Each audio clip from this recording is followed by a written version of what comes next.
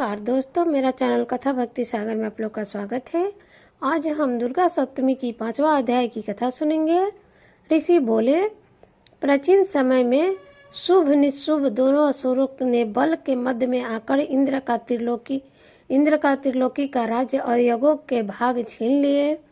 उन्हीं दोनों ने सूर्य, चंद्रमा, कुबेर और वरुण पर अधिकार पा लिया। वायु एवं अग्नि का भी वे ही काम करने लगे। देवताओं को तो अपमानित, पराजित एवं राज्य भ्रष्ट करके स्वर्ग से निकाल दिया, जिनके अधिकार उन दोनों असुरों ने छीन लिए थे। वे सभी पराजित होकर देवता अपराजिता देवी का स्मरण करने लगी कि उन देवी ने तो हमें वर दिया हुआ था कि अपित काल में मेरा स्मरण करने पर मैं तुम्हारे महान संकट तत्क्षण में दूर कर दूंगी। यही वरदान विचार कर पर्वतराज हिमालय के पास सभी देवता पहुँचे। वहाँ भगवती की स्तुति करते हुए देवता बोले, देवी एवं महादेवी को नमस्कार हो, शिवा को सदा नमस्कार हो, प्रकृति भ्रदा को नमस्कार हो। हम संयम उस भगवती को प्रणाम करते हैं। रुद्र रूपा को नमस्कार, नित्य स्वरूपा गौरी एवं धात्री को नमो नमः। ज्योत्सना रूपिणी चंद्र रूपा स्वरूपा एवं सुखमयी को निरंतर नमो नमः। प्रणाम करने वालों की उन्नति करने वालों की सिद्धि स्वरूपा को नमस्कार हो। दैत्य की लक्ष्मी राजलक्ष्मी शिव शंकर पत्नी माता जी को नमः नमः हो। दुर्गा संकट के पार करने वाली दुर्गा पार सार रूप सारा स्वर्ण कारिणी ख्याति कृष्णा धूम्रा देवी को निरंतर नमस्कार हो। अत्यंत सुंदर एवं अत्यंत भयंकर रूप से उस देवी को बारंबार प्रणाम हो। जगत की प्रतिष्ठा रूपाकृति देवी को नमो नमः हो। जो देवी सभी प्राणियों में चेतना कही जाती है उसे बार बार नमस्कार हो। जो देवी सभी प्राणियों में निद्रा रूप से कही जाती है उसे नमस्कार हो, उसे बार बार नमस्कार हो। जो देवी सभी जंतुओं में क्षुद्धा और छाया रूप से स्थित है उसे नमस्कार हो, उसे बार बार नमस्कार हो। जो देवी प्राणियों में क्षमा शक्ति तथा तृष्णा रूप में स्थित है उसे नमस्कार हो, हमें उसे नमस्कार हो, उसे बारंबार नमस्कार हो। जो देवी सब प्राणियों में लज्जा शांति और श्रद्धा रूप में स्थित हो उसे नमस्कार हो, उसे नमस्कार हो, उसे बार बार नमस्कार हो। जो देवी सभी प्राणियों में कांति रूप में होती है उसे नमस्कार, उसे नमस्कार हो। जो देवी सभी प्राणियों में भांति कांति और जो लक्ष्मी स्वरूप है उसे नमस्कार हो। जो देवी समस्त जीव मात्र में वृत्ति रूप से स्थित है उसे नमस्कार हो। जो देवी समस्त जीवन मात्र में स्मृति रूप में स्थित है उसको नमस्कार हो। जो देवी समस्त जीव मात्र में तुष्टि रूप में स्थित है उसको नमस्कार हो। जो देवी समस्त जीव मात्र में माता रूप से स्थित है उसको नमस्कार हो। जो देवी समस्त जीव मात्र में भांति रूप से स्थित है उसको नमस्कार हो। जो देवी समस्त इंद्रियों तथा संपूर्ण जीव मात्र की अधिष्ठात्री हो और समस्त जीव मात्र में निरंतर व्याप्त रहती है उसको नमस्कार हो।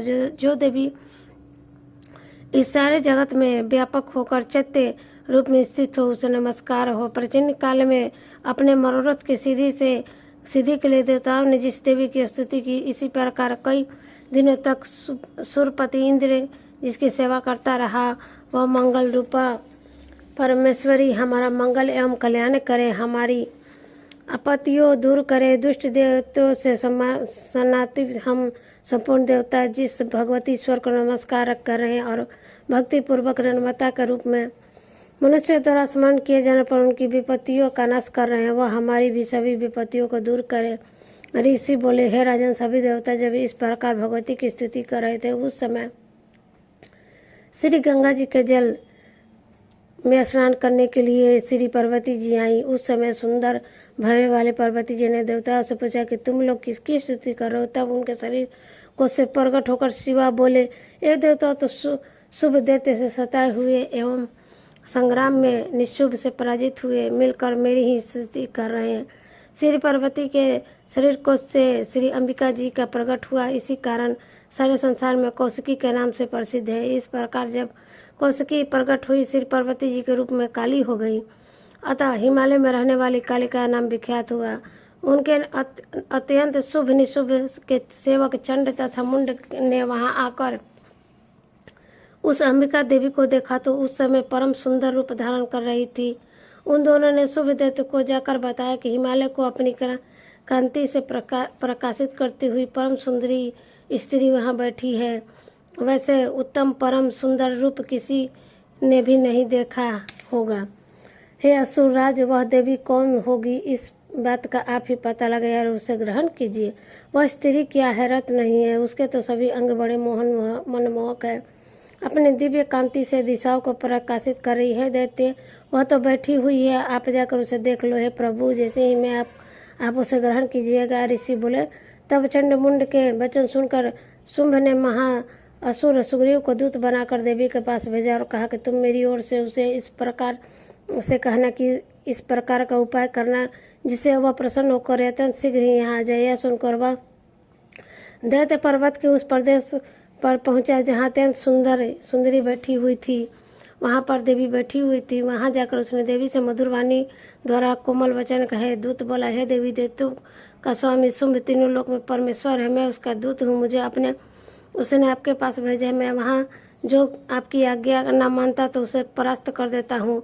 उसने सभी देवता परास्त कर दिए है। अब आपके लिए जो संदेश है वह मुझे सुनिए। उसने कहा है, सारी त्रिलोकी मेरी हो चुकी है, सभी देवता मेरे अधीन है, सभी यज्ञ भाग पृथक पृथक करके मैं ही पा रहा हूँ। त्रिलोकी भर के उत्तम सभी रत्न मेरे अधीन हो चुके हैं। इंद्र के श्रेष्ठ वाहन ऐरावत हाथी मैंने छीन लिया है। देवताओं के क्षीर समुद्र से उत्पन्न श्रवा नामक अश्वरत्न प्रणाम करके मुझे भेंट कर दिया है, तथा अब मैं जितने दैत्य गंधर्व नागों के पास स्वरूप वस्तुएं थी वह सबकी सब मेरी हो चुकी है। हे देवी, अब तुमको स्त्रियों में रत्न मान रहे, इस कारण आपको भी हमारे पास आ जाना चाहिए, क्योंकि हम तो रत्न के भोक्ता हैं। अब तुम्हारी इच्छा की कि मुझे अथवा मेरे पराक्रमी भरत और निशुंभ को इन दोनों में से किसी को वर बना लो और तुरंत रत्न स्वरूप हो। मेरे साथ विवाह कर लेने से तुम्हें अतुल्य ऐश्वर्य प्राप्त होगा, या तुम्हारी बुद्धि द्वारा सोच लो, फिर मेरे साथ विवाह कर लो। ऋषि बोले, जब इस प्रकार दूत ने देवी से कहा तब जगत को धारण करने वाली भगवती देवी जी गंभीर होकर मंद मुस्कान करके बोली, हे दूत, तुमने जो कुछ कहा वह सत्य है, मिथ्या कुछ नहीं है। इसमें संदेह नहीं कि शुंभ त्रिलोकी का स्वामी है और निशुंभ भी वैसा है, किंतु मैंने प्रतिज्ञा की है कि किस प्रकार से मिथ्या करूं। प्रतिज्ञा इस प्रकार है कि मुझे युद्ध में जीत ले एवं मेरा अभिमान तोड़ दे और संसार में मेरे साथ बलधारी हो, वह मेरा भतार बने हो सकता है। शुंभ आए अथवा महासुर निशुंभ आए, मुझे जीत कर मैं शीघ्रता से परिग्रहण करे। दूत बोला, हे देवी, तुम्हें अभिमान है तो जिस प्रकार की बात मेरे सामने कर रही हो, भला कहीं त्रिलोक में ऐसा कौन सा पुरुष है जो शुंभ निशुंभ का सामना कर सके। सारे देवता तो दूसरे दैत्यों का सामना भी नहीं कर सकते। तू तो स्त्री है, फिर अकेली बैठी है। युद्ध भूमि में इंद्र का सभी देवता जिस शुंभ आदि दैत्यों के सामने न ठहर सके, भला तो स्त्री होते हुए उनका सामना कैसे करेगी। इस तरह चले जाने से तुम्हारी प्रतिष्ठा होगी, अन्यथा जब मैं तुम्हारे केस पकड़कर घसीटते हुए ले जाऊंगा तो तुम्हारा गौरव नष्ट हो जाएगा। देवी बोली, हे दैत्य, इसमें कोई संशय नहीं है कि शुंभ बलवान है, निशुंभ भी पराक्रमी है, पर मैं क्या करूं। प्रतिज्ञा करने से पहले यह बात मैंने सोची नहीं थी। अब तुम जाकर असुरराज को मेरी यह बात कह दो। फिर उसने जो उचित दिखाई वही कही। तो ये 5वें अध्याय की कथा थी। 6ठे अध्याय की कथा हम आगे सुनेंगे।